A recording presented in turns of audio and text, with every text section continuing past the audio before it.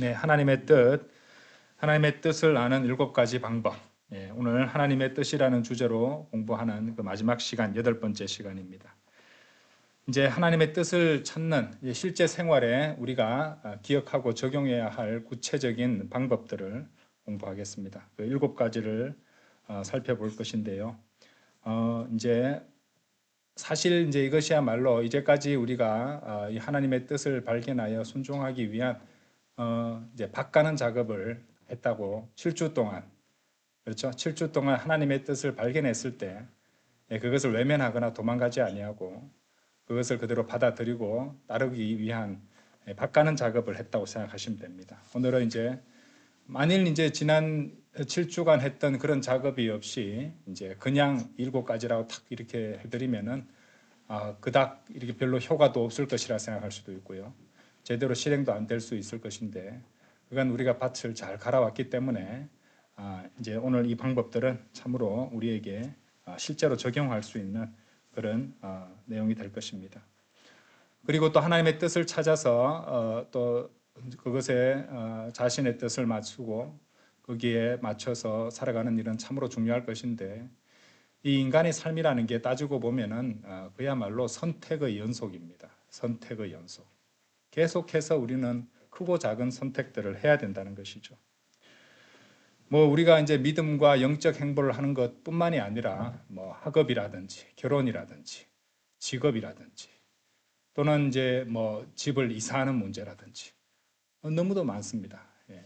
그리고 뭐 마트나 시장가에 가면은 살지 말지 어떤 것을 살지 이것도 선택에 들어가는 부분입니다. 그런데 사실 우리 인생을 돌아보시면은 우리가 내렸던 선택들이 그 선택 하나로 끝나는 경우도 있지만은 사실 다른 선택들과 연결되어 있다는 것을 또 우리는 발견하게 된다는 것이죠.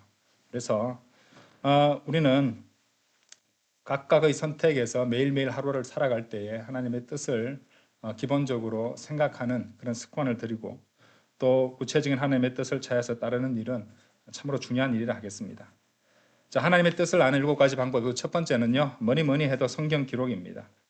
당연히 하나님께서는 그분의 말씀을 통해서 이제 우리가 아침마다 성경책을 펼쳐서 읽을 때, 틈틈이 우리가 기도하고 성경책을 읽을 때, 그 성경 기록을 통해서 하나님께서는 우리에게 말씀해 주시죠. 예. 근데 각자가 정해놓고, 순서를 정해놓고 읽는 그 대목으로 그날 하루에 필요한 양식을 주실 때도 있습니다. 우리 각자는 그러한 크고 작은 이 간증들이 있을 것이에요. 자, 그래서 하나님께서는 하나님의 말씀을 통해서 우리가 무엇을 하고 무엇을 선택해야 되는지 그런 것을 말씀해 주십니다. 그리고 우리 각자는 그 말씀을 우리 손에 지니고 있다는 것이죠. 그래서 성경을 읽어야 합니다. 자, 하나님의 뜻을 알고자 한다면 제일 먼저 우리는 어떻게 해야 될까요? 하나님을 알아야 됩니다. 하나님이 어떤 분이신지, 어떤 것을 좋아하시고, 어떤 것을 싫어하시고, 어떤 것을 사랑하시고, 어떤 것을 정오하시는지. 그래서 하나님이 정오하시는 것을 우리도 정오해야 되고, 하나님이 사랑하시는 것을 우리도 사랑해야 된다는 것이죠. 자, 이렇게 돼야지 하나님의 뜻을 찾아서 따를 수 있는 좋은 조건을 이룰 수 있다는 것입니다. 하나님을 알아야 된다는 것이죠. 그리고 하나님을 알고자 한다면은 당연히 하나님의 말씀이 필요하다는 것입니다. 사무엘상 3장을 한번 열어보시죠. 사무엘상 3장.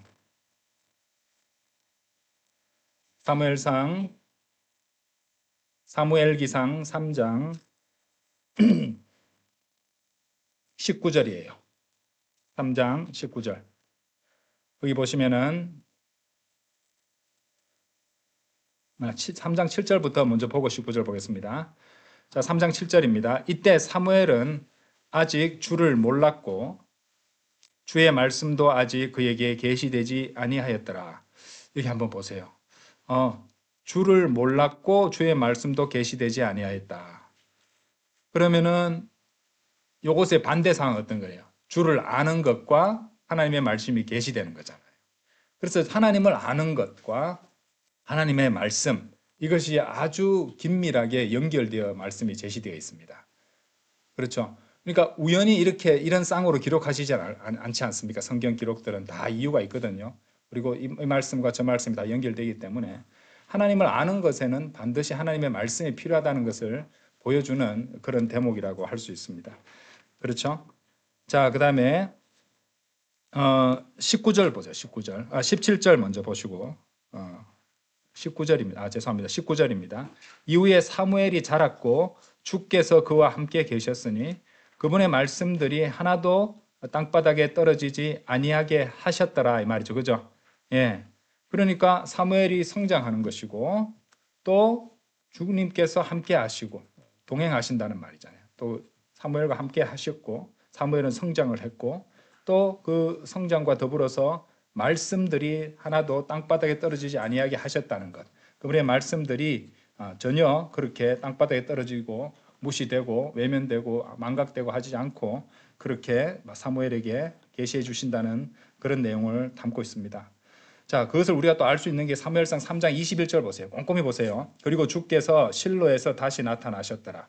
이는 주께서 실로에게 사무엘에게 주의 말씀을 통하여 자신을 계시하셨기 때문이라. 자, 주님께서 한 사람에게 그분을 계시하실 때 뭘 통해서 하신다고 합니까? 어떤 종교 사이비 종교같이 갑자기 뭐 산에 올라가 있는데 흰 옷을 입고 나타나서 계시하십니까? 지금 하나님의 말씀이 주어진 이 시대에는 그런 거 없죠. 그죠? 예. 그래서 하나님의 말씀을 통하여 주의 말씀을 통하여 자신을 계시하신다고 그렇게 말씀하십니다. 그래서 하나님께서는 여러분이 하나님의 계시를 받고 싶으세요. 그래서 이 말씀을 그대로 기억하십시오. 하나님의 말씀을 통하여 계시하신다는 겁니다. 그러니까 하나님의 말씀을 읽으려 하지 않는다는 것은 주님께서 계시하시는 것을 거부하는 거나 같은 것이에요. 제가 어떻게 감히 그렇게 하겠습니까? 그렇게 하는 분이 너무 많습니다. 예. 그래서 하나님의 말씀의 바로 하나님께서는 그 말씀을 통해서 자신을 계시하신다는 것이죠.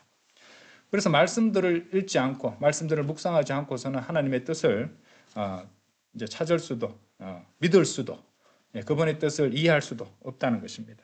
성경 기록이 하나님의 말씀이죠.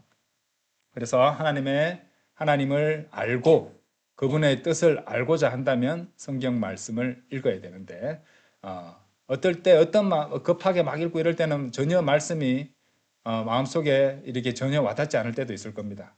예. 습관은 있어서 읽기는 읽는데 마음이 딴 곳에 가 있는 경우 그리고 육신적으로 분주한 경우 가운데 있으면 읽어도 읽은 것 같지가 않습니다. 그렇죠? 그래서 온 마음으로 하나님의 말씀을 받으려는 그런 자세로 주님께 기도하십시오. 이 말씀을 읽을 때 오로지 이 말씀을 향해서만 제 마음을 열어주시고 또 꼭 찾아서 하나님의 말씀을 놓치지 않도록 땅에 한 말씀도 떨어지지 않도록 주님께서 도와주십시오 하고 말씀을 주장할 수 있을 것입니다. 그래서 하나님의 뜻을 찾고 있다라고 말하면서도 하나님의 말씀을 읽지 않는다든지 성경적 설교를 들으려 하지 않는다든지 이러면 위선적인 행동을 하고 있다는 것입니다. 자, 하나님의 뜻을 아는 일곱 가지 방법 두 번째는요, 끈질긴 기도입니다. 모퉁이 돌 4월호에도 끈질기고 그죠? 끊임없는 기도에 대해서 이제 글이 실려 있습니다. 그것도 읽어보시면은 많이 도움이 되실 텐데요. 끈질긴 기도를 해야 돼요. 하나님의 뜻대로 살아가고 싶다면, 그래서 하나님의 뜻을 구해서 그것을 따라서 살고 싶다면은 자신이 아주 의문이 있고 혼란스럽게 생각하는 그 주제가 사람마다 있을 것인데 적극적으로 주님께 아뢰고 매달려야 합니다. 기도하되 이제 주님께서 그 뜻을 계시해 주시는 그 타이밍까지 끈질기게 매달려야 돼요.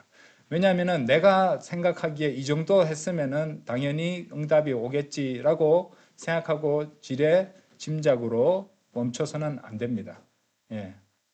어떤 합당한 기도 제목을 놓고 주님께 기도할 때는 끈질기게 끊임없이 기도를 해야 합니다.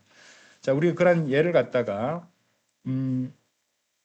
제가 그때 이제 모퉁이 돌 거기에도 이제 기록해놨지만 다니엘의 경우를 예로 들었습니다. 한번 보실까요? 기억하시는 분은 기억하실 것이에요. 다니엘서 10장입니다. 다니엘서 10장.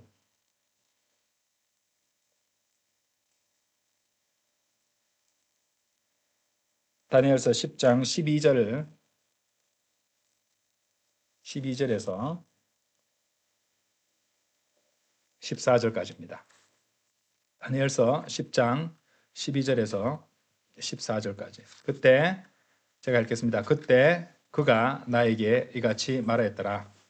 다니엘아, 두려워하지 말라. 이는 네가 이해보고자 너의 마음을 정하고 너의 하나님 앞에서 스스로 징계하기로 정한 첫날부터 너의 말들이 경청되었기에.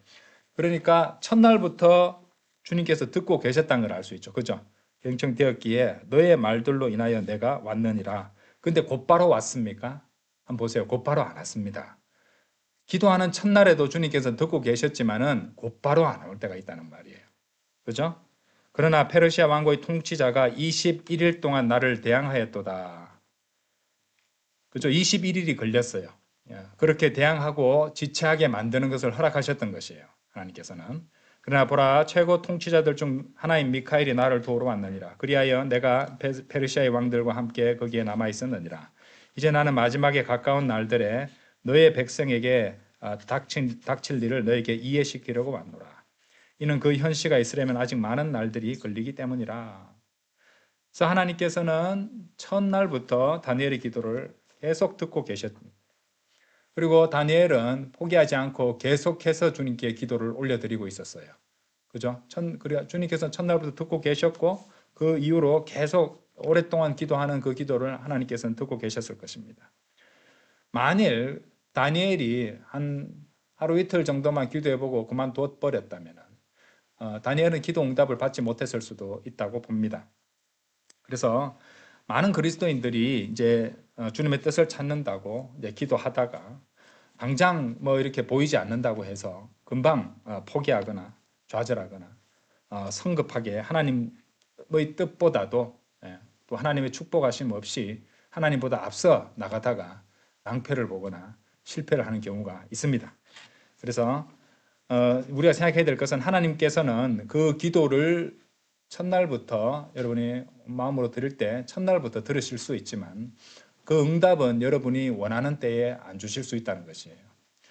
왜냐하면은 하나님의 판단과 우리의 판단이 비교할 수 있습니까? 비교 안 되잖아요. 그렇죠? 그래서 하나님께서 보시기에 그 때가 적당한 시기를 정하셔서 그때 응답을 해주신다는 것입니다. 자, 갈라디아서 6장 9절을 한번 보시겠습니다. 갈라디아서 6장 9절. 갈라디아서 6장 9절 보세요. 그런즉 우리가 잘 행하는 가운데 지치지 말자. 잘 행하다가 보면은 지칠 때가 옵니다. 마음도 지치고 몸도 지치고 잘하고 있는 건가? 이대로 이렇게 나는 주님 섬긴다 하지만 별로 열매도 보이지 않는 것 같기도 하고 좀 힘드네, 보람도 없네. 그럴 때가 올 겁니다. 그런즉 우리가 잘 행하는 가운데 지치지 말자. 지치는 사람이 있으니까 이런 말씀 주시는 것이에요. 만일 우리가 기진하지 아니하면, 그러니까 기진하지 않는다는 말은 기진한 사람이 있다는 말이잖아요, 그죠? 그리고 기진하지 않을 수도 있다는 말이잖아요, 그죠? 하지 말자 이랬으니까, 그렇죠? 뭐라고 돼 있으면 그 다음에 적합한 시기에 in due season 적합한 시기에 우리가 거둘 것이기 때문이라. 그렇죠? 농사 짓는다고 생각해 보세요. 이제 내가 그렇게 물도 잘 주고 거름도 잘 줬는데 열매가 안 달려. 열매 맺히는 시기가 있잖아요. 그렇죠? 내가 그렇게 3주 동안이나 이렇게 지극정성으로 물도 주고 양분도 주고 그랬는데 열매가 안 나오네. 이파리만 무성하고. 열매 맺는 시기는 하나님께서 적합한 시기에 그렇게 맺히게 해주시는데 그러니까 성급하게 되어서는 안 된다는 것입니다. 그렇죠? 하나님께서는 우리 기도를 들으십니다. 그런데 그 사실을 망각하고 하나님께서는 내가 기도해도 기도도 안 들으시는 거야. 첫날부터 듣고 계십니다. 그리고 하나님께서는 적합한 시기를 정해서 응답해 주시려고 하는데 성급하게 내가 원하는 시기에 안 나온다 해서 서두르거나 결국 또 자신의 어떤 탐심이라든지 정욕이라든지 어떤 육신적 조바심 이런 것들을 통해서 먼저 나아가 버린다면은 하나님의 뜻과는 전혀 상관없는 그런 행보를 걷게 될 수도 있습니다. 그래서 조바심은 하나님의 뜻을 벗어나는 아주 쉬운 도구가 된다는 것을 기억하셔야 돼요. 차분해야 됩니다. 그리스도인 누구라도 이런 경우에 해당할 수 있습니다. 성숙한 그리스도인이든 초신자이든 이런 조바심은 때때로 가질 수가 있습니다. 너무도 간절하기 때문에 급하게 그렇게 하는 경우도 있을 것입니다. 자, 인내심 없는 조급함은요 인생을 망칩니다. 항상 기억하십시오. 너무 느긋하게 아무것도 하지 않는 것도 문제지만은 할 수 있는 것은 하면서 주님의 뜻을 기다리는 것은 분명 필요한 일입니다. 지혜로운 행보고요. 하나님의 뜻을 벗어나는 가장 확실하고 쉬운 길은 성급함이요 조급함입니다. 기억하시기 바랍니다. 하나님의 때가 되기도 전에, 하나님께서 정하신 적합한 시기가 되기도 전에 먼저 움직이서는 안 되고 충분히 기도하고 인내심 있게 주님의 뜻을 구해야 한다고 생각합니다. 성급하면요 결국에는 자기 기질대로 갑니다. 자신의 욕심이나 자기 아집, 자기 고집대로 가게 돼 있어요. 세상에 한번 보십시오. 인간은 아주 이렇게 놀라운 발명품들을 많이 발명했죠. 사람들이 주요 관심사가 자동차입니다. 자동차 엄청 빠르지 않습니까? 자동차를 왜 발명했을까요? 인간들이 성급하기 때문에 그렇습니다. 빨리 가야 되거든요. 그죠? 저기 서울 한번 올라가려면 옛날 같으면 보찜 쥐고, 그죠? 한참을 올라갔잖아요. 그죠? 근데 지금은 뭐 일일 생활권이라는 말이 있듯이 견딜 수 없는 거예요. 그렇게 오래 시간이 걸리는 거를. 그렇죠? 자, 세 번째, 하나님의 뜻을 찾는 법. 세 번째, 성령님께서 내적인 확신을 주십니다. 성령님께서 내적인 확신을 주십니다. 설교라든지 성경 공부라든지 또 성경 읽기라든지 어떤 상담이라든지 성도들과의 교제를 통해서 어떤 계기나 사건을 통해서 다양한 상황을 또 만들어 주심으로 마음에 이제 먼저 찔림을 주시거나 부담을 주시기도 합니다. 찔림이나 부담을 주시고요. 또 나아가서 어떤 일들에 대한 내적인 확신을 강하게 신념을 불어넣으십니다. 많은 경우 하나님의 말씀, 그죠? 하나님의 말씀은 성도들이 읽을 때 그 사람 개인에게 강력하게 역사하는 말씀은 사람마다 다를 수 있다고 제가 말씀을 드렸죠. 그처럼 그런 말씀으로 그 성도에게 강한 확신을 주시기도 합니다. 자, 성경 구절 몇 구절 보겠습니다. 로마서 8장 한번 열어보세요. 로마서 8장. 로마서 8장.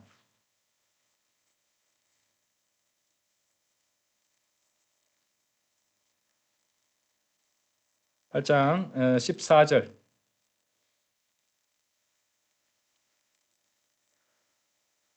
이는 하나님의 영에 의하여 인도를 받는 자들은 모두 하나님의 아들들이기 때문이라. 이 나오죠. 하나님의 영이 인도를 하시는 거잖아요. 이제 인도를 하시는데 그 사람에게 마음에 강한 신념과 확신을 주신다는 겁니다. 그래서 그것에 따라서 이렇게 인도를 함을 받죠. 어떤 경우는 이제 전에 읽었던 말씀들을 통해서 계속 떠오르게 하시고 생각나게 하시고 그렇게 하도록 자꾸 주시고요. 아침에 보았던 말씀을 그날 오후에 어떤 상황에서 떠오르게 하셔서 또 어떤 합당한 선택을 하도록 도와주시고 그런 경우가 있습니다. 어쨌든 장기간에 걸쳐서 사람에게 부담과 찔림이나 확신과 이제 신념을 주실 수 있다는 것이죠. 16절도 보세요. 우리가 하나님의 자녀들임을 성령 그 자체께서 우리의 영과 함께 증거하시느니라. 자, 우리가 이제 주님 구원받게 되면은 이제 한 영이 되잖아요. 그래서 그 우리의 영과 함께 또 여기도 가르쳐 주시듯이 증거하시는 바들이 있다면 성령 그 자체께서 우리에게 증거하셔서 확신을 갖게 해주신다는 것, 이런 것들이 바로 성령님께서 넣어주시는 확신, 내적 확신의 예시라고 할 수 있습니다. 그렇죠? 자, 성령님께서는 그렇게 우리를 인도하시고 또 우리의 영과 함께 하시는 것입니다. 또한 성령님은 우리를 모든 진리로 인도해 주십니다. 성경 구절 또 보겠습니다. 요한복음 16장 한번 열어보세요. 요한복음 16장. 요한복음 16장 13절입니다. 요한복음 16장 13절. 거기 보시면은 하지만 진리의 영이신 그분께서 오시면 그분께서 너희를 모든 진리 가운데서 인도하시리라. 그렇죠. 모든 진리 가운데로 인도하시리라. 이는 그분께서 자신에 관하여 말씀하시 아니하실 것이요 아실 것이기 때문이요. 다만 무엇이든지 그분께서 들으실 것을 친히 말씀하시리라. 그리고 그분께서는 다가올 것들을 너희에게 보이시리라. 이렇게 말씀하십니다. 그래서 자, 이 말씀을 성령님이 내주하시는 성전된 그리스도인으로서 이 말씀은 참으로 어찌 보면 위안이 되는 말씀입니다. 왜냐하면은 이제 신실하고 정직한 마음으로 어떤 오만함이나 이기심도 없이 겸손하고 솔직하게 성령님께 순종하려는 마음을 지니고 있다면은 자, 그런 마음으로 하는 일들에 대해서는 어떤 일이든지 막 너무 불안해하거나 걱정할 필요는 없다는 겁니다. 성령님께서 우리 안에서 인도해 주시는 분이라고 분명히 성경은 말씀하셨으니까 그렇죠?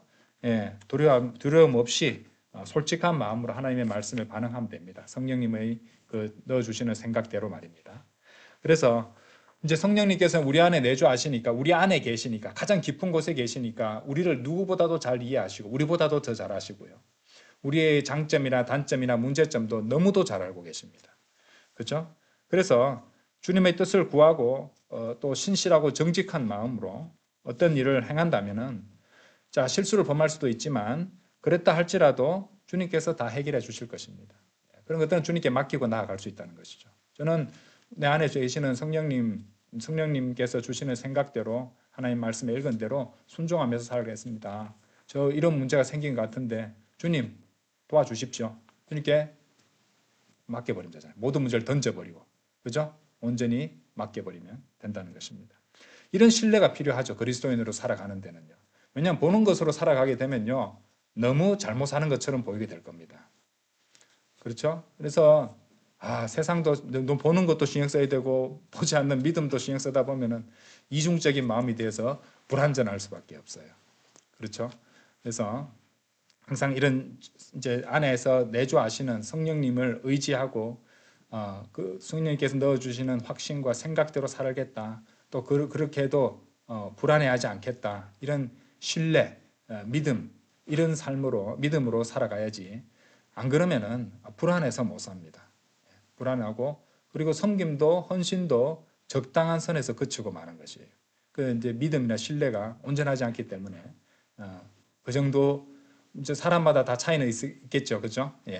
그런데 일단은 그렇다는 겁니다. 그런 것들을 한번 생각해 보셔야 되겠죠. 자, 성령님께서는 그렇게 세 번째로 넣어주시는 내적 확신을 주지만 외적 상황들을 조성하시기도 합니다. 이것이 네 번째예요. 하나님께서는 모든 것을 주관하십니다. 그래서 의도적으로 때때로 각 성도의 인생에서 어떤 일들이 의도적으로 일어나게 하시고 허락하실 때가 있습니다. 그래서 우리는 그런 상황에서 이제 그렇게 하신 것이 우연이 없다는 것이에요. 우연이 없다는 것. 이거 기억하셔야 됩니다. 모든 것은 하나님께서 주관하시니까 모든 것을 아시는 하나님의 계획 안에 있는 거예요. 그래서 우리 눈에는 너무도 우연처럼 보이는 일들이지만 우연은 아무것도 없어요. 그래서 성도는 정신을 바짝 차리고 왜 이런 일이 생겼고 왜 이런 갈등이 생겼고 왜 이런 일이 갑자기 일어났고 이 모든 것들에서 하나님께서 과연 나에게 무엇을 가르쳐 주시려고 하시는 건가? 하나님께서 나에게 무엇을 보시려고 이런 일을 일어나게 하셨을까? 하나님은 그런 세상 사람들 각자 일어난 일들을 갖다가 파악도 못하고 주관도 못하는 그런 무능한 신이 아닙니다. 하나님께서는 모든 것을 아시고 모든 것을 주관하시는 분이세요. 모든 것이 그분의 계획 안에 있다는 말이에요. 영어 표현에 이런 말이 있어요. Our help is His map. have은요, happening 할 때 나오는 그 뜻인데 우연이란 뜻이에요. map은 지도란 뜻입니다. 우리의 우연은 그분의 지도다. 우리의 우연은 그분의 계획이다 이 말입니다. 지도는 어디로 가면 뭐가 있고 이게 다 정해진 게 지도잖아요. 그 우리 인생 지도라고 생각해 보세요. 이거는 예언을 필연적으로 담는 거잖아요. 그죠? 앞으로 장차 일어날 일들을 담고 있는. 그러니까 모든 것이 하나님의 계획 안에 있다. 그리고 모든 일에는 그분의 이유가 자리 잡고 있다. 자, 그럼 자동적으로 그리스도인이 자신에게 일어난 일을 갖다가 판단할 때 여기에는 분명 하나님의 뜻과 의도가 있을 것이다. 그부터 시작해야 되는 거예요. 필요하니까 나에게 일어나게 하셨구나. 내가 모르니까 보여주시는구나. 내가 놓치고 있으니까 놓치지 말라고 문제를 이렇게 해서 나의 주의를 끄시는구나. 내가 주님께 기도 생활이 약해졌으니까 하나님께서 나로 하여금 더욱더 간절한 마음으로 기도하도록 이런 크고 작은 문제를 나에게 허락하셨구나. 이제 이런 것들이 이제 상황에서 일어나는 신호에 반응하는 것이에요. 그래서 한번 생각해 보셔야 됩니다. 여러분들도 최근에 있었던 일들을 한번 각자 한번 생각해 보세요. 그래서 주님께서 어떻게 나에게 이런 신호들을 보내고 계시는가, 무엇을 가르쳐 주시는가. 그래서 하나님께서는 과연 나에게 내가 무엇을 배우기를 원하시는가, 이렇게 생각을 해 보셔야 됩니다. 때때로 어떤 성도가 너무 고집스럽고 나쁜 습관이 있다면요, 부정적인 일들이 일어나게 하십니다. 그렇게 해서 스스로를 돌아보게 하실 수 있습니다. 그러면은 그 성도는 생각하기에 나한테 이런 부정적인 일들이 일어나게 하시다니, 하나님께서 일어나게 하신 건 내가 잘 알고 있으니까, 나한테 이런 부정적인 일이 일어나게 하셨네. 나를 미워하시는 거야. 섭섭해요, 하나님. 나름대로 열심히 산다고 사는데 왜 나한테는 자꾸 이렇게 안 좋은 일만 일어나게 하시는 것이에요? 왜 그렇게 하셨을까? 미워서? 아니죠. 스스로 알지도 못하고 인정하지도 않는 그 문제들을 이제 드러나게 하셔서 그것을 고치고 빛으로 인도해 주시려고, 나중에 후회하지 않게 해 주시려고 하나님께서 특별 교육을 시켜주고 계시는데, 감사합니다 해도 시원찮을 판에. 그죠? 어떻게 그런 상황에서 감사들을 드립니까? 그죠? 감사들, 찬양, 이런 건 다 희생제물이잖아요. 그죠? 감사들을 육신적으로 생각하는 상황에서 하나님께 감사들을 드리려면은 자기 육신을 죽여야 돼요. 그러면 감사가 돼요. 그래서 희생제물이 되는 거예요. 그러니까 이런 상황에서 어떻게 하나님께 감사를 해? 아니요. 감사들을 드릴 수 없는 것만큼이나 자기 육신이 시퍼렇게 살아나고 있다는 증거입니다. 그러니까 그걸 죽은 것으로 간주하고, 그렇게 희생제물은 죽여야 되잖아요. 그죠? 그래서 드리는 겁니다. 그래서 그렇지만 우리는 안에 새로운 생명이 있으니까 우리가 살아있는 희생제물이 되는 거잖아요. 그죠? 그렇게 해서 주님께 감사들을 드리는 거예요. 그래서 내 주님께 드리는 필링이 아닙니다. 감사의 필링이 아니라 감사들을 드리는 거라 했잖아요. 그죠? 그렇게 감사들을 드리는 데 있어서 뭔가 삐걱거리고 잘 안 된다. 주님께 드릴 감사들의 이제 희생제물을 찾아보려고 보니까 내 안에 별로 없더라. 이러면은 이제 본인한테 영적으로 조금 문제가 생기고 있는 것이다. 이렇게 판단을 하셔도 됩니다. 그래서 이런 상황들에 대해서 상황들을 조성해 주시는 이유는 여러분들에게 어떤 것들을 가르쳐 주시기 위해서 그렇게 일어나게 하신다는 것을 여러분들은 기억하셔야 돼요. 그죠? 자, 그리고 이제 사실 그런 부정적인 것들, 안 좋은 것들이 우리가 그런 것들을 주목하잖아요. 그러니까 이런 것들을 계속 그것만 보고 계속 그것만 주목하고 있으면은 본인의 인생은요, 문제와 슬픔과 짜증밖에 안 나는 인생처럼 보일 겁니다. 하지만 성도는요, 그것만 보는 것이 아니에요. 그 뒤를 볼 수 있어야 돼요. 그 뒤에서 그런 것들을 일일이 신경 쓰시면서 꼼꼼하게 성도들을 위해서 계획하셔서 보내주시는 하나님이 계신다는 겁니다. 예. 그분은 자신의 하나밖에 없는 독생자를 십자가에 못 박혀 죽일 만큼 여러분들 각자를 사랑하시는 분이세요. 예. 인생에서 좀 힘든 일이 생겼다고 하나님을 원망을 왜 합니까? 하나님께서는 이미 그분의 가장 큰 사랑을 증명하셨는데, 그래서 그 성도를 도와주시려고 이런 상황 저런 일들을 갖다 일어나게 해주시는데 하나님께 감사드리지는 못할 망정 원망해서는 안 되죠. 로마서 8장 28절을 그래서 약속으로 주셨잖아요. 그렇지, 그걸 기억하지 못하고 짜증내고 낙심할까 싶어서, 그런즉 우리가 알거니와 하나님을 사랑하는 자들에게 곧 그분의 목적대로 부르심을 받은 자들에게는 모든 것들이 합력하여 선을 이루느니라, 이렇게 말씀하셨잖아요. 이걸 강력한 말씀으로 그분의 말씀에 기록하여 주셨어요. 예. 이 말씀은 폐기될 수 없습니다. 땅에 떨어질 수 없습니다. 사라질 수 없습니다. 예. 심지어 죄까지도, 여러분의 죄까지도, 죄를 가지고 나중에는 합력해서 선을 이루시는 분이 하나님이신데, 그래서 그분께서 주시는 상황들에 눈여겨봐야 되고, 하나님께서 나에게 무엇을 가르쳐 주시는 것이구나. 그렇죠? 예. 양떼를 이끌어 가는데 자꾸 옆으로 세면은 쿡쿡 찌르잖아요, 지팡이로. 아야, 나를 미워해서 나를 찔러서, 이게 아니잖아요. 그죠?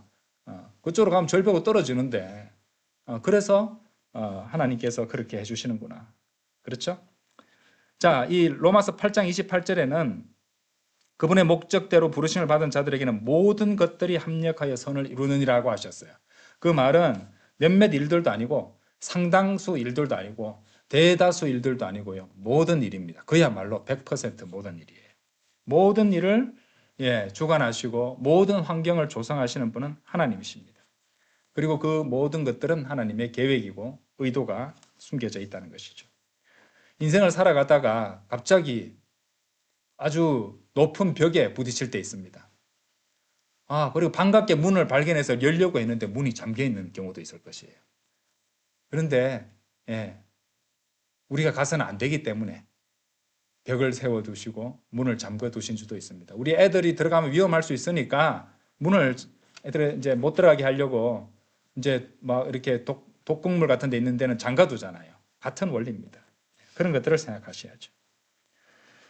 상황이요. 아주 부정적인 상황이 생길 수 있습니다. 직장을 잃을 수도 있어요. 교회가 분열하는 일이 생길 수도 있습니다. 근데 많은 성도들의 이제 간증을 보면요. 그것 또한 하나님의 뜻인데 그렇게 좌절하고 힘들었는데 알고 보면 더 좋은 직장을 주시려고 현재 있는 직장을 잃어버리게 하신 경우도 있었고요. 왜 교회 분열을 일으키고 그렇게 좋은 사람들이 왜 분열을 일으켰냐 봤더니만은 나중에 숨겨진 사실로 인해서 나쁜 영향들로부터 성도들을 지키시기 위해서 분열이 일어나게 해서 찢어지게 하신 그런 경우도 많이 있습니다. 그러니까 그 모든 것들이 하나님의 뜻이라는 것입니다. 그래서 당장 하나님의 뜻이 보이지 않는다고 해서 그분의 뜻이 없는 게 아니에요. 공기가 눈에 보이지 않는다고 해서 공기가 없는 겁니까? 아니잖아요. 당장 눈앞에 보이는 것만 찾으려고 하지 마시고 그 모든 상황들을 통해서 그 뒤에서 일하시고 계신 하나님을 보려고 그분의 뜻을 헤아리려고 한번 노력해 보십시오. 그러면 더욱더 좀 성숙한 어떤 시각을 지닐 수 있을 것입니다. 자, 어쨌든 하나님께서 이제 어떤 상황을 조성하셔서 나에게 내가 주목할 만한, 나의 주목을 끌 만한 어떤 우리가 보통 안 좋은 것들이겠죠. 이런 상황을 조성하셨을 때는 우리는 그때가 무릎 꿇고 기도 드릴 때입니다. 주님, 이 상황을 통해서 저에게 의도하시는 바가 무엇인지, 제가 배우기를 원하시는 바가 무엇인지, 저에게 가르쳐 주시고자 하는 바가 무엇인지 주님 가르쳐 주십시오. 저는 아둔하고 어리석기 때문에 그것을 놓칠 때가 너무도 많습니다. 이렇게 기도 드리시면 됩니다. 빌립보서 2장 13절 한번 열어보세요. 빌립보서 2장 13절.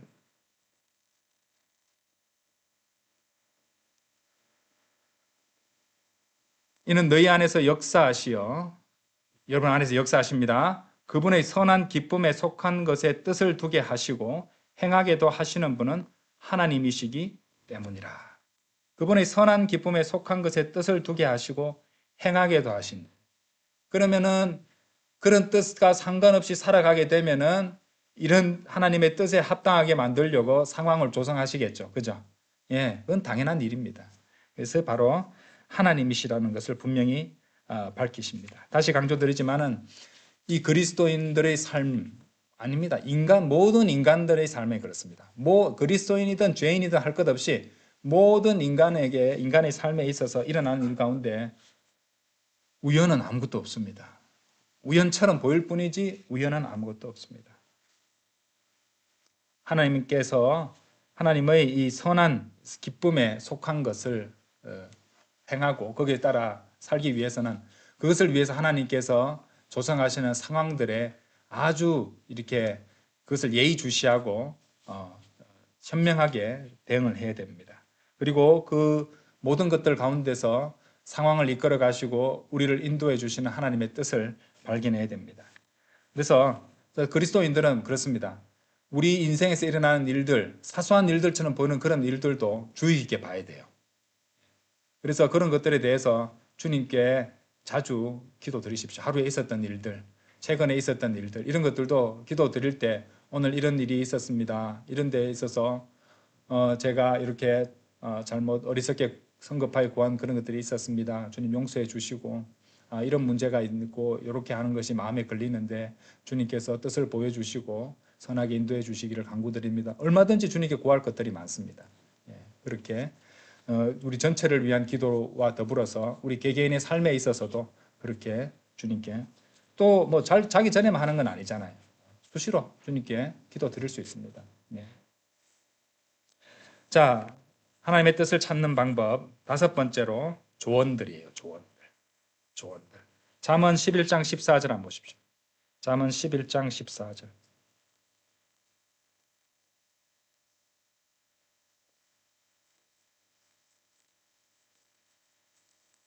잠언 11장 14절.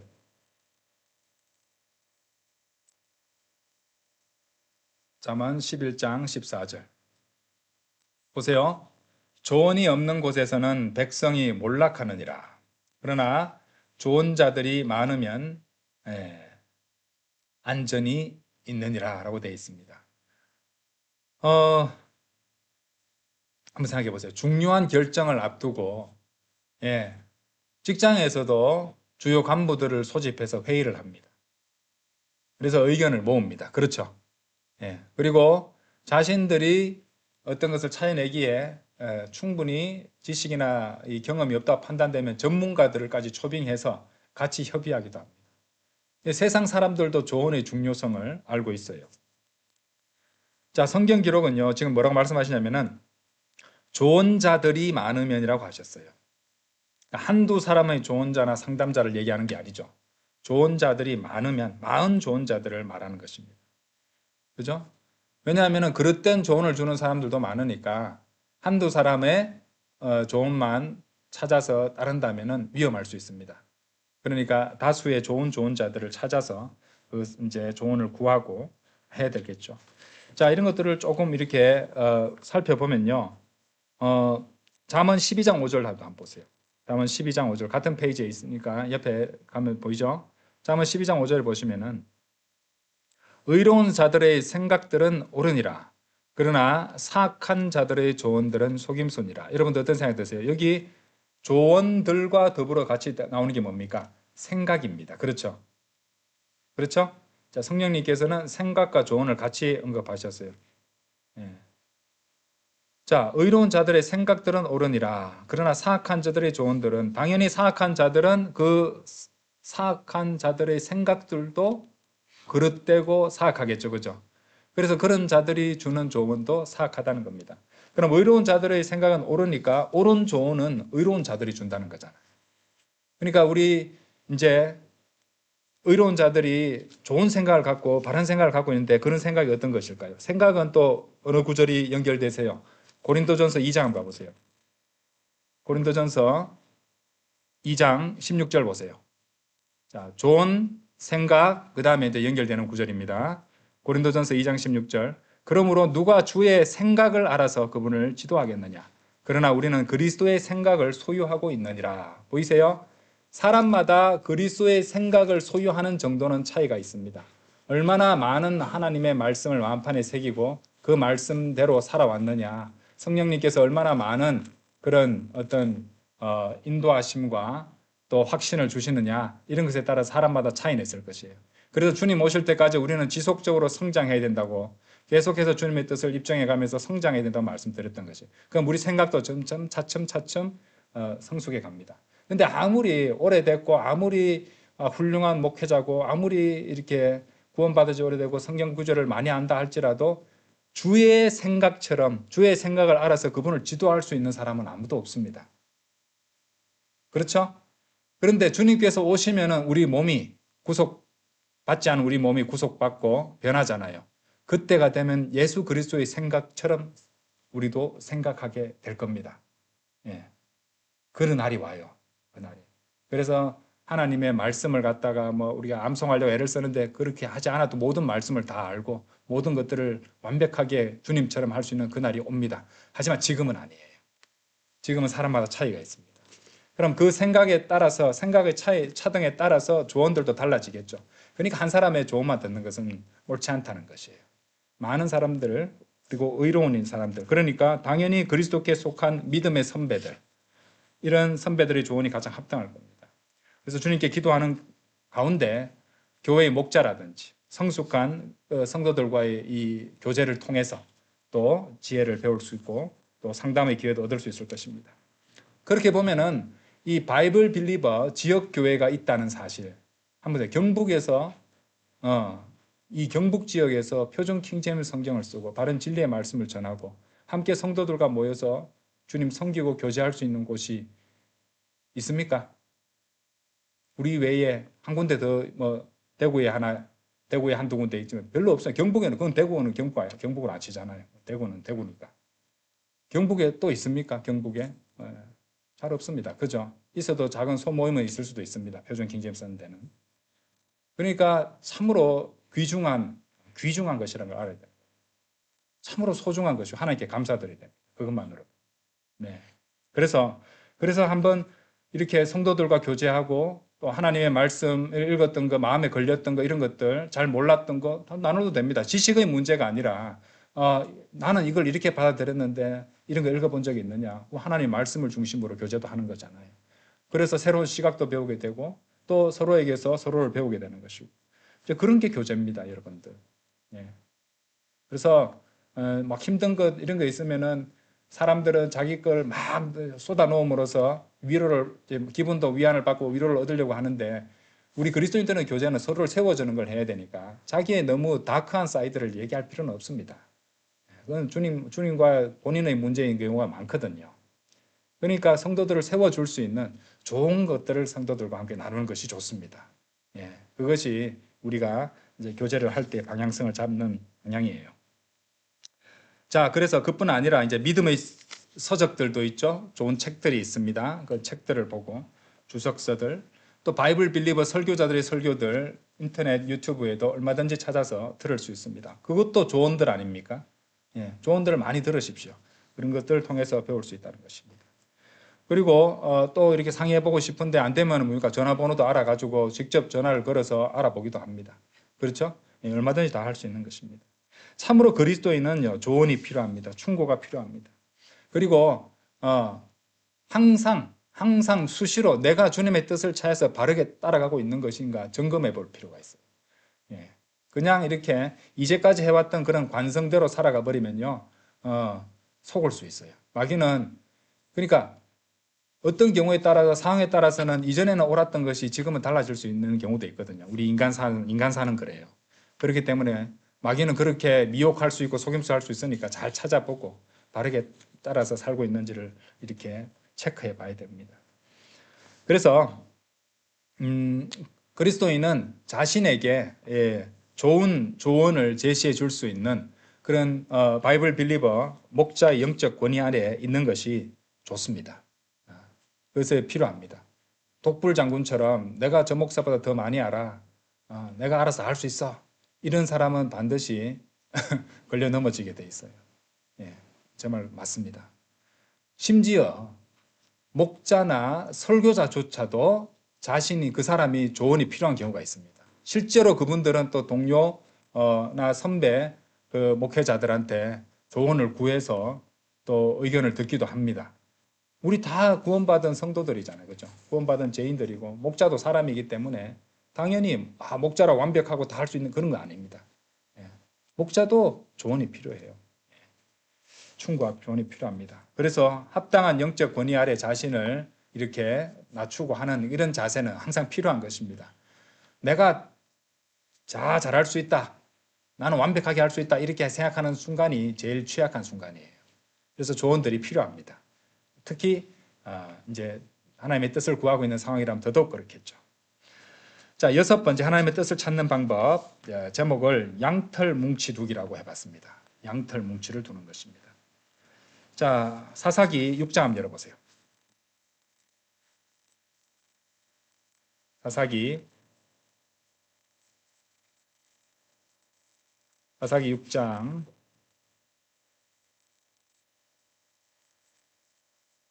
37절.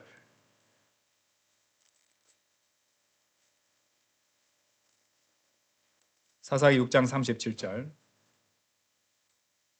보소서 제가 양털에서 난 양털 뭉치 하나를 마당 안에 두겠나이다. 이래서 제가 양털 뭉치 두기예요 했어요.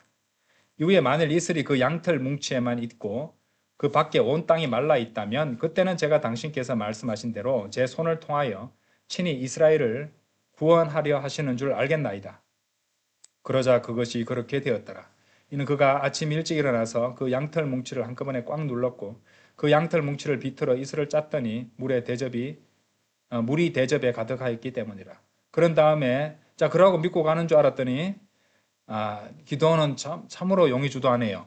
아니면 계속 미루고 있는 건지 몰라도 하나님께 말씀드리기를 하나님의 분노가 저를 대적하여 달아오르지 않도록 하여 주시옵소서. 그리하시면 제가 이번 한 번만 구하겠나이다. 제가 당신께 간구하오니 이번 한 번만 양털 뭉치로 제가 확인해 볼 수 있게 허락하시옵소서. 자, 나오죠. 양털 뭉치로 확인하는 겁니다. 양털 뭉치를 두는 것으로 하나님의 뜻을 확인하는 그런 과정을 하나님께서 허락하셨다는 것이에요. 그렇죠?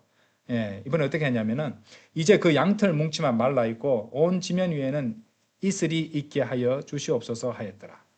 앞에서 그 양털 뭉치에만 이렇게 이슬이 내리게 한 것은 과학자들이 이것이 지면보다 이것을 더 많이 흡수하는 성분이 있어서 일어날 수 있는 일이다 이렇게 할 수 있으니 이제 정반대를 갖다 하나님께 요청한 것이에요.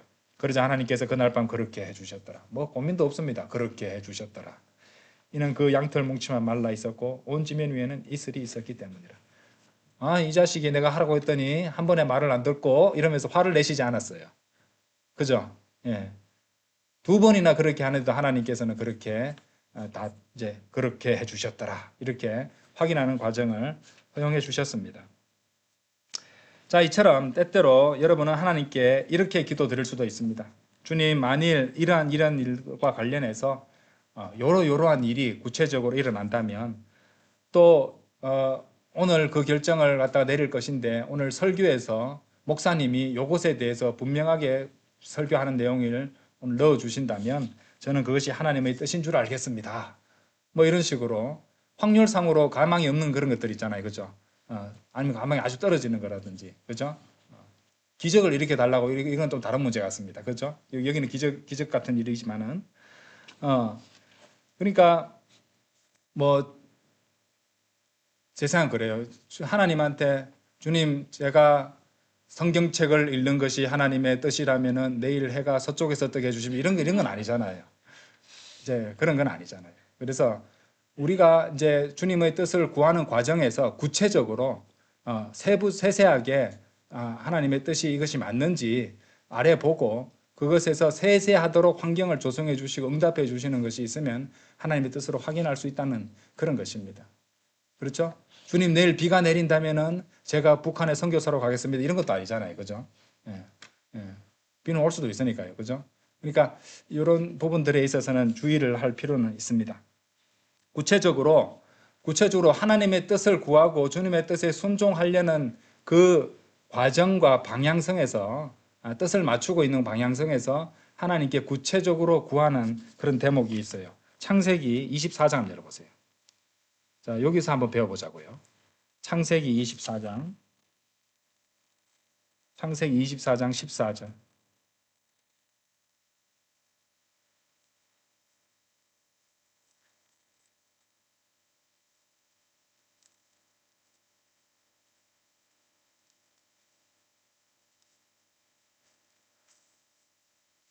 우연처럼 보이지만은 절대로 우연이 아닌 사건이 일어납니다. 그런즉 이러한 일이 일어나게 하소서. 이제 주님의 뜻을 확인하는 겁니다.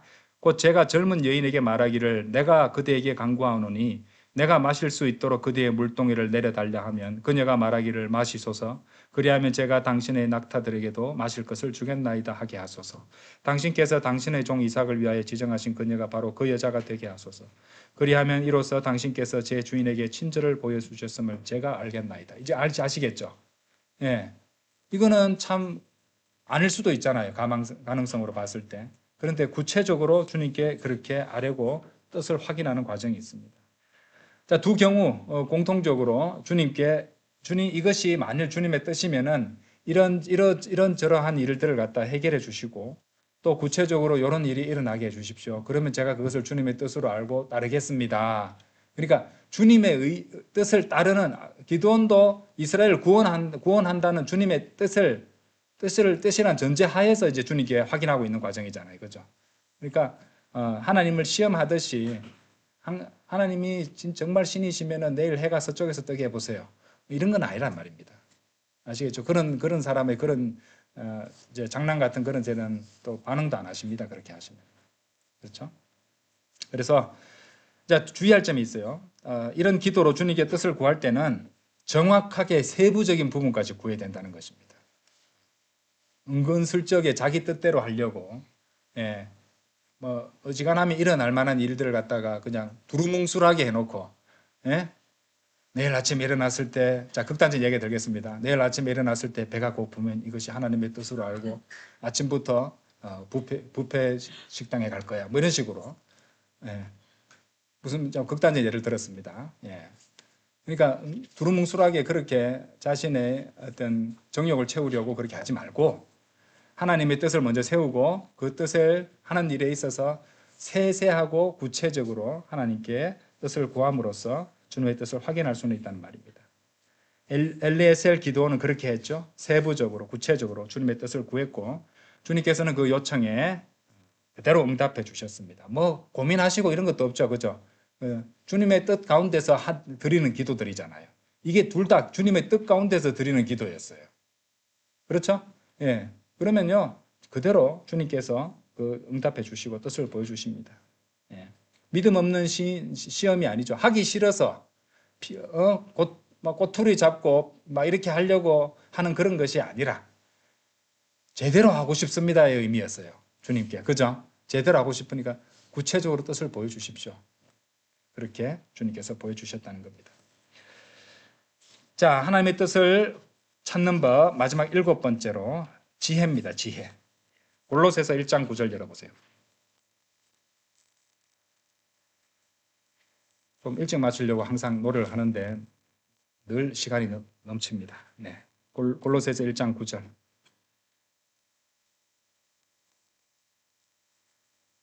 이런 까닭에 우리가 그것을 들었던 그날 이후로 우리 역시 너희를 위하여 기도하고 갈망하기를 그치지 않았으니, 잘 보세요.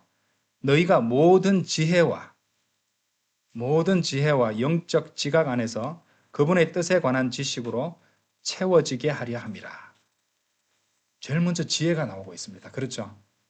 지혜가 정말로 중요합니다. 어쩌면 지혜가 가장 중요한 대목입니다. 지혜는 참으로 중요합니다. 예. 하나님을 두려워하는 것과 연관이 있죠. 그죠? 어떤 성도들은 열정으로 충만합니다. 예, 열심을 냅니다. 그런데 어떨 때는 이제 결과를 생각하지 않고 무작정 막 이렇게 성급하게 하다가 일을 망치기도 합니다. 문제를 일으키기도 해요.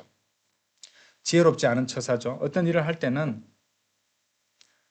그 어떤 선택으로 인해서 어떤 일이 일어날 것인가를 충분히 숙고해보고 고려해봐야 됩니다.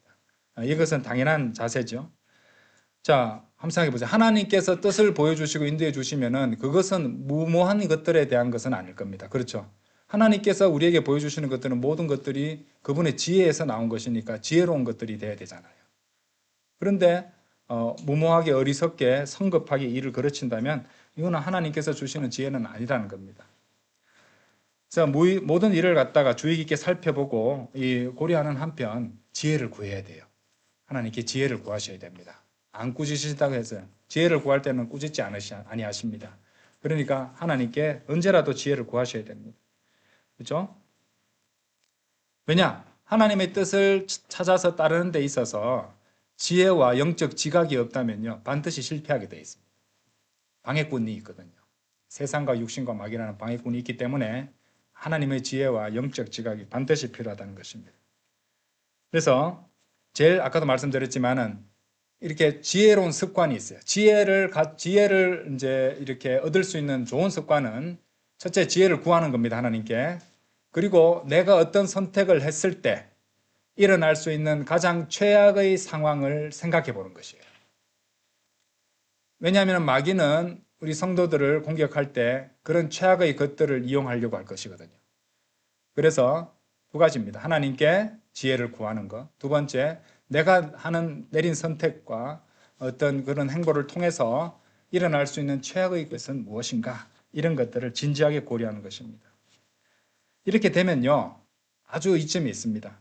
왜냐하면은, 어떤 일을 갖다가 선택하고 하는 데 있어서 굉장히 훌륭한 방법이 됩니다. 일단 하나님이 지혜를 구했으니까 그만큼 구하는 동안만큼은 성급함을 갖다가 주저앉힐 수 있잖아요. 두 번째, 이 최악의 상황을 상정하고서 하면은 그것을 이용할 마귀의 공격도 대비를 하고 막아낼 수 있는 이 가능성을 더 높일 수 있게 됩니다. 마귀가 공격 안 할 거라고 생각하지 마십시오. 매일 공격합니다, 여러분들을. 아세요? 매일매일 공격할 겁니다. 그러니까 마귀 생활 하고 싶지도 않아 이러지 마시고 나는 언제라도 공격당할 수 있다는 생각을 하고 대비하시는 것이 필요합니다. 자, 그래서 이제 최악의 상황을 갖다가 이렇게 생각을 해보고 미리 예측이나 예상을 해보게 되면요. 그것에 맞춰서 미리 대비를 하게 해줘요. 그렇죠? 예, 예방이 어떤 겁니까? 예방은 최악의 상황을 상정하는 것이에요. 그렇죠? 예. 이런 말이 있잖아요. 뭐 1g의 예방이 1kg의 치료보다 낫다. 예방은 부정적입니다. 왜냐하면 최악을 생각해야 되거든요. 치료는 긍정적이에요. 이 세상에서 무엇을 높이 쳐줄까요? 치료를 높이 쳐줍니다. 그래서 의사들이 그렇게 인정받는 거예요. 삼풍 백화점 무너질 때 그 일주일인가 2주일 전에 와서 이 건물이 문제가 있다고 말했던 사람이 있었어요. 뭔가를 해야 된다고 제안을 했는데 묵살당했답니다. 영업하는데 방해되니까. 그것은 부정적인 예방의 제안이었어요. 자, 그 다음에 삼풍 백화점 무너지고 나서 누가 영웅이 되었습니까? 소방관들, 훌륭한 분들 한 건 맞죠? 매몰된 사람을 갖다가 구출해낸 사람들은 영웅이 됐습니다. 살아난 사람들도 영웅이 됐고요. 그건 정말 다행스러운 일이고 좋은 일이지만은 사실 아예 안 무너지고 안 죽는 거, 안 죽고 매몰 안 당하는 게 제일 좋은 거 아닙니까? 예. 근데 세상은요, 예방보다는 치료에 중점을 둡니다. 병도 한번 보세요. 여러분들 몸이 건강이 망가지기 전에 예방으로 이런 습관, 저런 습관 하고 이런 것들은 하지 마세요. 신경 안 씁니다. 괜찮아. 이러면서, 그죠? 예. 그리고 막 살다가 이제 병에 걸려가지고 의사한테 가서는 의사 선생님 살려주세요. 이런. 의사 선생님만 믿습니다. 그래서 하면은 내 생명을 뭐 구해주신 훌륭한 분이라면서 평생 뭐 은혜 갖겠습니다 하고 그렇게 떠높인단 말입니다. 평소에 바른 습관과 바른 생각으로 살았으면은 병에도 안 걸릴 수 있었을 텐데. 그렇죠? 네. 이런 것들 한번 생각하세요. 그게 지혜입니다, 여러분들. 예. 부정적인 사고가 따지고 보면 아주 지혜로운 사고예요. 그렇죠? 예. 나한테 나는 지금 전쟁 중이다. 마귀는 나를 공격할 수 있다. 나는 상황과 조건이 주어진다면 나도 얼마든지 죄를 지을 수 있다. 나는 구원받은 죄인에 지나지 않는다. 나도 틀릴 수 있다. 나보다 더 잘한 사람은 언제나 있다. 좋은 생각들이죠? 이런 생각들 계속 하셔야 됩니다. 그렇죠? 그런 것들이 이제 지혜로 있는 거예요. 그러면 그런 사람은 하나님을 두려워하게 돼요. 그러면 어떻게 됩니까? 그게 하나님께서 지혜를 주시는 겁니다. 그런 사람한테. 자, 한번 생각해 보십시오. 자, 특히 이 모든 성도들이 이 점을 갖다가 명심해야 되고, 특히 이제 지역 교회를 이끄는 목자도 당연히 이것을 명심해야 됩니다.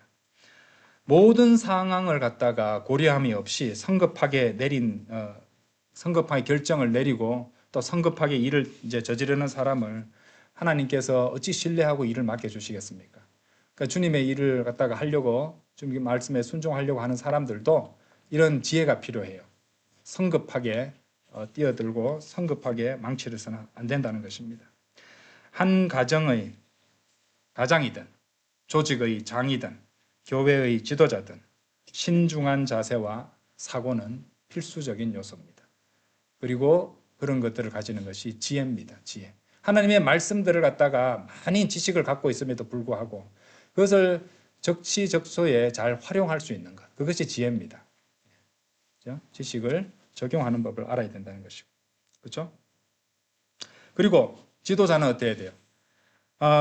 자신이 내린 그 결정에 대해서 지혜롭게 충분히 고려하고 해서 자기가 결정해서 내린 그것에 대해서는 자기가 책임을 지는 겁니다.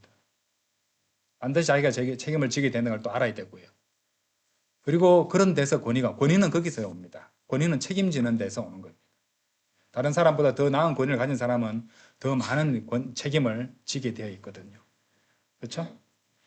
그렇기 때문에 이제 항상 어떤 결정에 대해서 특히 이제 집안의 가장이라든지 이렇게 되면은 난 내가 내린 결정에 따라서 내가 책임을 다 져야 된다. 그러면 좀 더 하나님을 두려워하게 되겠죠. 예, 좀 더 하나님의 지혜를 더 구하지 않겠습니까?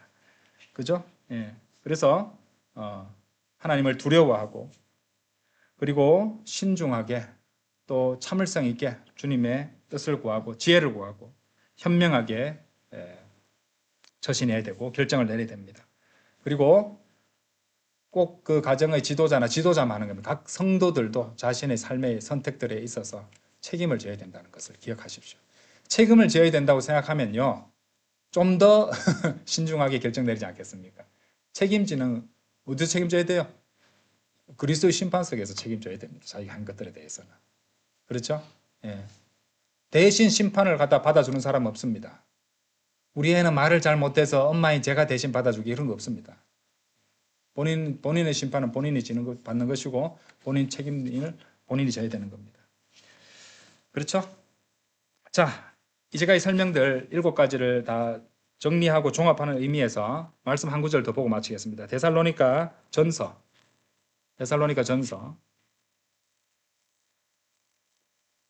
5장 21절.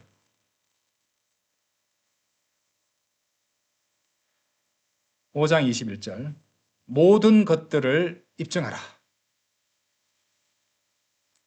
몇 개는 빼고 아니죠. 모든 것들을 입증하라. 선한 것을 굳게 붙잡으라.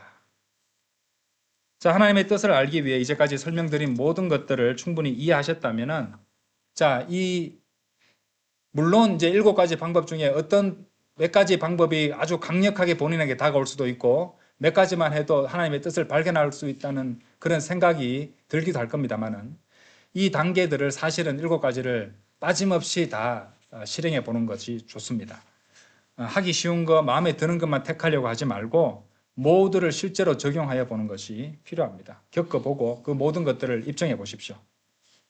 성경을 읽고 기도하고 성령의 확신을 찾고 또 상황을 주시하며 경험 있는 믿음의 선배들과 영적 지도자들의 조언을 구하는 겁니다.